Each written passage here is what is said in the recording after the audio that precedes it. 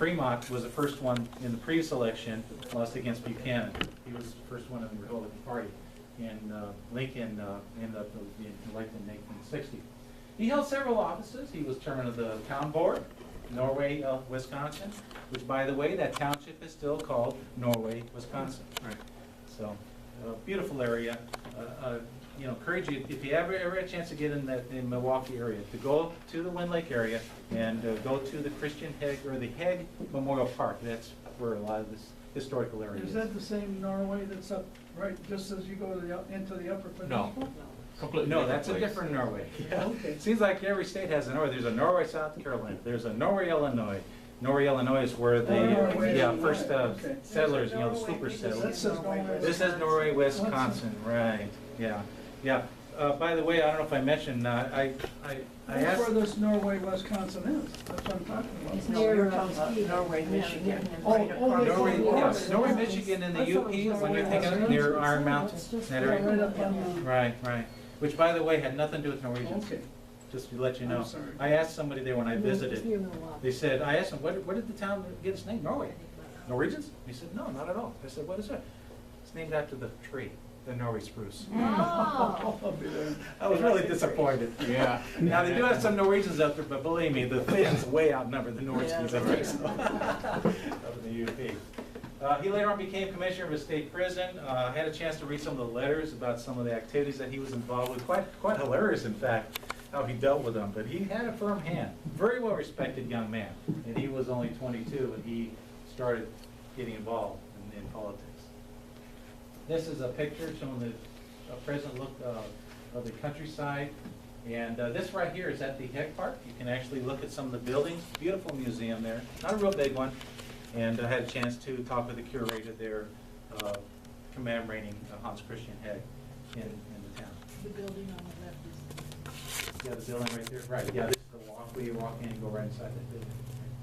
And this depicts what the building looked like back then. He was also a family man. His wife was Gunhild Einar Hegg. They married later on. It's kind of funny because we're not sure if that was his sweetheart. When he was in his mid-20s, he ran off to the gold fields in California, which was very common for a lot of young men during that time. Well, he had gold in his veins, I guess. He ran out there. We don't know what happened, but he ended up coming back. Apparently didn't pan out. Anyway. Someone caught that. Little humor there. Yeah, okay. Just see if you guys are awake. Yeah. But anyway, he came back and then he ended up marrying a sweetheart, which was Gunhild, lived in the community in Muskego. Had 4 children. James Edmund. James Edmund, let me pull up my notes here.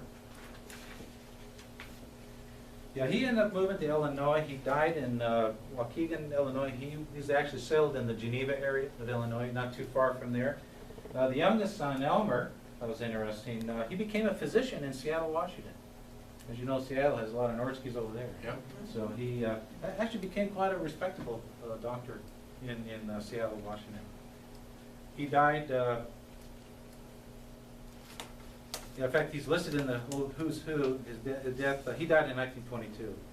Shortly before that of his mother, Gunhild, which is shown right there. Hilda Hegg Fowler is probably the one that, Hilda right here, she got married, she became a Fowler. She probably is the one that really kept the legacy of the Heggs going. She ended up moving to New Jersey. Her mother eventually moved out there because her health was failing. Obviously, with Hans now gone, you know, she was a widow. And so she ended up, Hilda ended up taking care of her mother. And they moved to New Jersey. She ended up dying in 1932 in New Jersey, which is in the northern part. They actually have, I think, 1 or 2 lodges in North Jersey. Annetta, the youngest daughter, I don't have a picture of her, and I'll get to her later because kind of a sad story about her. So, years came by. He was a successful politician in Muskegon area, Waterford, which is a little south of Muskegon. He got involved in some of the politics there. Wisconsin Governor Randall appointed Hegg Colonel in October 1st, 1861. Now, as you know, many of you know history, the secession, South Carolina first seceded in 1861 in January, and of course it just cascaded after that when when President Lincoln called for troops, some of them stepped up to it. Minnesota was one of them. So, you know, a lot of Scandinavians in the Minnesota regiments, they stepped up. These are some of the early ones that stepped up, even before, like New York and Massachusetts, some of the ones from the old colonies. This gives you an idea of the patriotism that a lot of these new immigrants had for fighting for their country, because this was their new country. They were willing to fight. Many of these immigrants were from Norway, Sweden, Denmark, and they provide over 75,000 able-bodied citizens in 1861. This is just one year. It's not counting the replacements later on. Gives you an idea. Heck played a big role in recruiting in his town. He ended up writing in the local paper, the Immigratan, and in his call he asked for 1,000 men. Norwegians, Swedes, Danes, he'll take anybody, but a lot of them, of course, were Scandinavian. Here's a quote from him. The officers of the regiment will be men who speak the Scandinavian languages. Thus, an opportunity to enter the service is afforded those Scandinavians who do not yet speak English. So you can see why they like to stick around. A lot of them didn't even know English very well. Of course, Hegg, you know, would do that. Quite interesting little side note, during the Battle of Chickamauga, one of the German regiments, you know, it was commanded by a German, I think it was a brigadier general, and they went charging off, and he was given the orders in German. And some of the other regiments, one of them I think was Ohio, heard this German just sputter off, and they went charging off. He says, I don't know what he said, but we'll follow him. So anyway, because they kind of knew what was happening when they all were just charging right past the regiment, right past them. So they ended up following. That's how many times wars were fought. And from this call, Norwegian volunteers from Wisconsin, Iowa, Minnesota, and Illinois formed the 15th Wisconsin Volunteer Infantry. This is one of the ones that became well decorated with heavy loss of life. This regiment was known as the Scandinavian Regiment. And this shows a little emblem they represent. How good is your Norwegian? Can you know what that says there? For good, For God. for God and country. For God and country, yes, for God and our country. So that was their emblem. Up in the top here, you can't see too well, was their flag. That was their battle flag. Each regiment had their own flag. And this was an important honor, to keep that flag always flying. Many, many men and boys lost their lives keeping that flag going. I noticed 3 of them in that view you had of the first battle, showing the battle. Actively, there was 2 different men fell, and the 3rd guy grabbed the flag 3 Yes. different times. Yes, and they would do that. They would do that. And when you think of it, you know, they couldn't fire a gun and carry the flag at the same time. Talk about, you know, the sacrifice of keeping that flag, because the men would follow the flag. Okay. Majority members were Norwegians, with the rest mainly Danish, Swedish, Dutch, and immigrants. Now this gives you an idea of what the 15th Wisconsin went through. This is the one that was commanded originally by Colonel Hans Christian Hegg. One of the first battles was Bloody Battle, Island number 10. Battle of Perryville in Kentucky. These are down in Tennessee. Of course, Battle of Chickamauga. But you notice when Colonel Hegg died, the regiment continued on. And of course, they were losing many, many men. As you know, they lost many men. They lost. They didn't lose a whole lot in this battle. They lost a few here. These 2 right here, they started losing more. This was the most costly one for the 15th Wisconsin. But look at this. When they went further north in the siege of Chattanooga, total of 11 battles that this regiment fought through. My goodness. You know, gives us pause to think what our soldiers, even today, go through. Because they don't fight just one battle. They're there for the duration. This is a very bloody battle. Hard to even fathom, you know, what they went through. This is a picture of one of the soldiers, actually from the 15th. I believe that one is Ole Olsen. He wrote several letters. You can actually read some of those. And he tells a story about some of what the regiment went through. And the sacrifice he suffered. He lost 8 officers, 86 enlisted men killed in action, later died in their wounds. This is just one regiment. In the movie, they talked about 600 some. That was over the whole brigade. Another one officer and 241 enlisted men died of disease. As you know, in the Civil War, disease was one of the biggest killers. Yeah. You know, because they didn't have hospitals like we have nowadays. Those are the days when, you know, they got their leg mangled by a lady ball.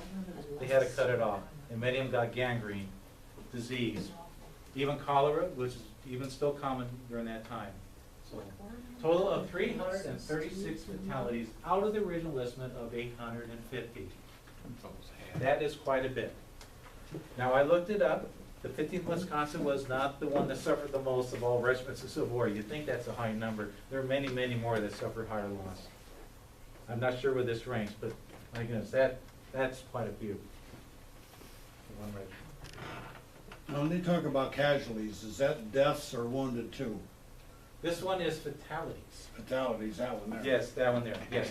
I don't have the figures on the number wounded, quite a few. I can look them up for you. I got some materials on it. Even the prison camps like Andersonville took a Yes. great number of Yes, they did. deaths. Yes. In fact, some of the ones from the 15th Wisconsin did end up in Andersonville. Did they? Yes. This is the final resting place of Hans Christian Heg. Beautiful church. We had a chance to go inside that in Norway, Wisconsin. Norway Evangelical Lutheran Church. This is his tombstone, which is on the other side of this building, in their graveyard. On the left right here is another one, and we looked at it and we asked about it. Who's that there? Who's in that? And the person in charge of the church, the curator, yeah, it was the curator that took us around there. She said, that is Colonel Haig's daughter, Annette. And when I checked into it, and she was buried next to him on the left. She was only 3 years old when she died.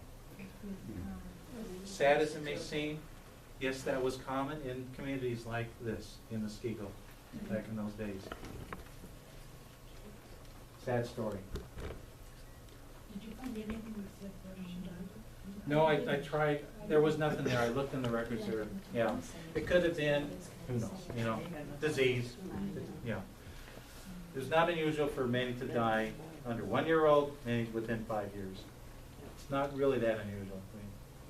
But I'm sure that hits them quite hard, losing a daughter like that.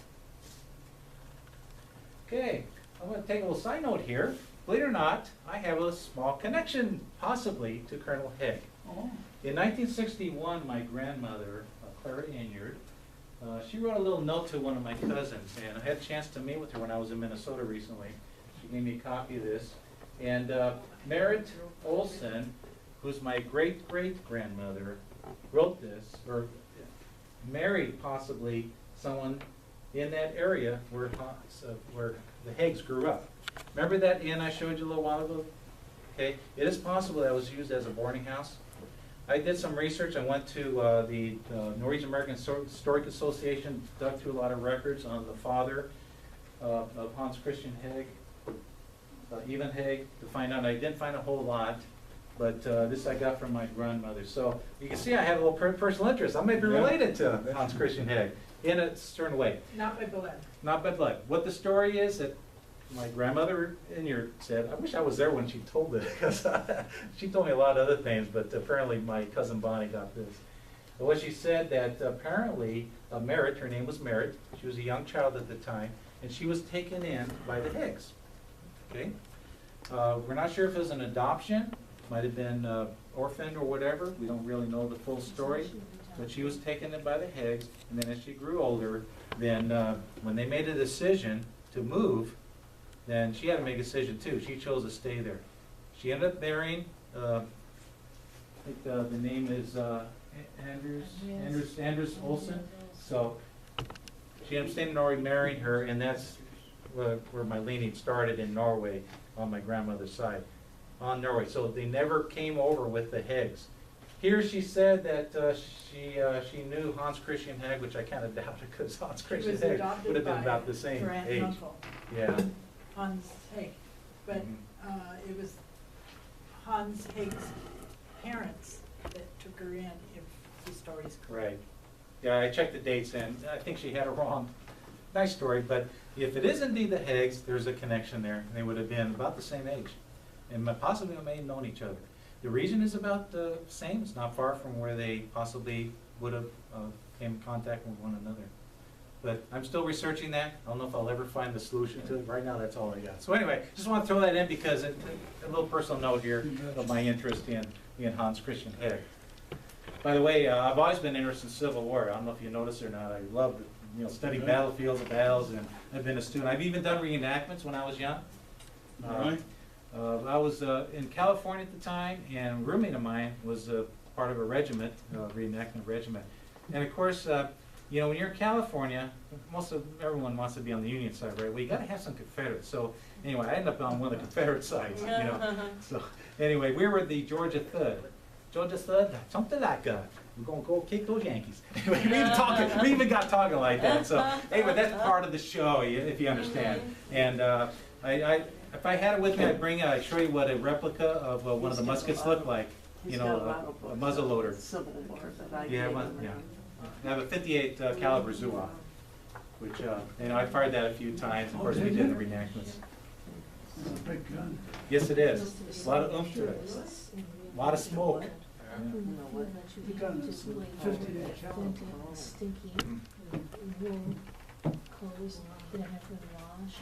So what I want to do to close this out on the legacy, I want to read a poem, which is about the 15th, which I think is real neat. This is a poem on the 15th Wisconsin that we just talked about. It's written by one of the, this is by Mr. Burson Nelson, who served. He jotted this following poem totally from memory. This is a poem apparently the soldiers would remember and cite. Okay. This way it goes. A poem I'll compose now to heroes of the North.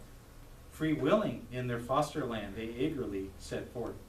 Their courage to deliver and exploits to display will really show those fellers that I'm glad to say. I'm but a lowly private in this fine regiment. We use the rifle boldly, ourselves to represent.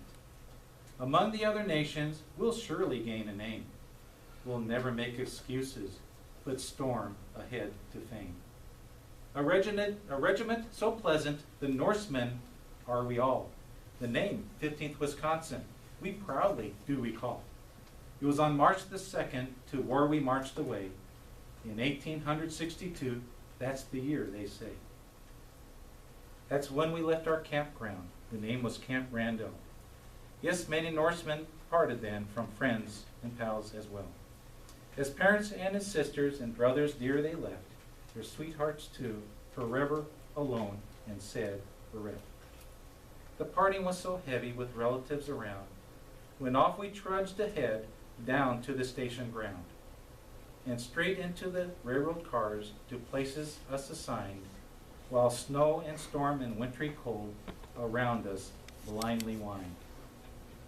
The train away it chugged, but soon it lost its speed. The snow's great masses made it stick very fast indeed. Another horse came to its aid, a large and stronger beast, that pulled us out. That was for sure to the city in the east. Chicago was its name, though evening there we stayed, while through the streets so smartly we marched in big parade. So many Norsemen's daughters came out for us to view, while in the middle of the town a halt was called there too. And on the city's avenues great honor came with fuss.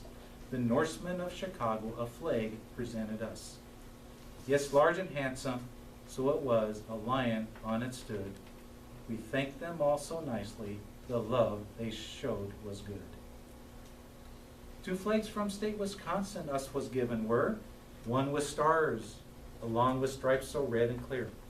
As clean as heaven's arches shine, white and gleaming are, the other was a blue one, and that we also bear. Beneath the flag above us, we Norse our duty'll do, among the other nations, and win our victory too. We'll not retreat in battle, nor fire's hottest fight, but stride ahead as heroes, and win our cause for right. I think it's very fitting, give honor to a wonderful regiment, made of predominantly Norwegians, and commanded by one of the bravest Norwegian Americans that I'm proud to at least be part of. Good. I have a question. That one monument there, is that cannonballs? Yeah, let me show you which of these monuments are. I'll go through this list right here. This is the one, the Battle of Chickamauga, the military